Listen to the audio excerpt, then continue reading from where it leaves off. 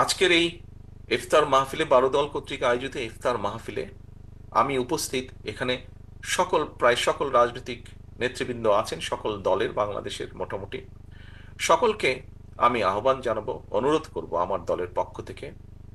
বিগত 15 বছরের আমরা প্রত্যেকটি বিরোধী দলের, রাজপথে থাকা গণতন্ত্রের পক্ষের প্রত্যেকটি রাজনৈতিক দল এই দেশের মানুষের অধিকারকে, রাজনৈতিক অধিকারকে প্রতিষ্ঠিত করার জন্য আমাদের বহু সহকর্মীকে আমরা হারিয়েছি।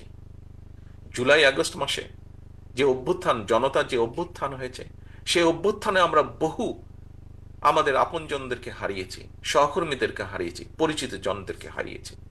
আসুন, যেই ঐক্য নিয়ে যেই ঐক্যকে যেই ঐক্যকে নিয়ে আমরা স্বৈরাচারকে বিদায় করেছিলাম, সেই ঐক্যকে আমরা ধরে রাখি। আজকের এই সফল অনুষ্ঠানের মতন আমাদের সর্বোচ্চ চেষ্টা থাকবে আগামী দিনে ঐক্যকে বজায় রেখে, ঐক্যকে ধরে রেখে এই দেশের মানুষের প্রত্যাশিত গণতন্ত্রকে আমরা প্রতিষ্ঠিত করব।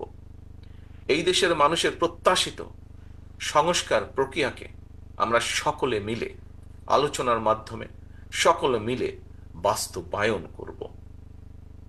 এটিই হোক আজকের এই দোয়া মাহফিলের আমাদের শপথ, আমাদের প্রত্যাশা। প্রিয় সহকর্মীবৃন্দ, সম্মানিত রাজনৈতিক নেতৃবৃন্দ, আমাদেরকে যে কোনো মূল্যে ঐক্যকে ধরে রাখতে হবে।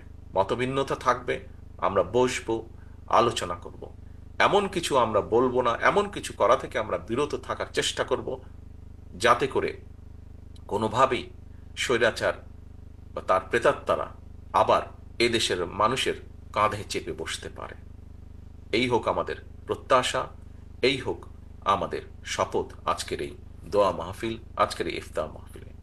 সকলকে আন্তরিকভাবে ধন্যবাদ এবং শুভেচ্ছা জানিয়ে, বিশেষ করে বালরদলীয় জোটের নেতৃবৃন্দকে আমাকে আজকে এখানে দাওয়াত দেওয়ার জন্য আন্তরিকভাবে ধন্যবাদ জানিয়ে আমার বক্তব্য শেষ করছি।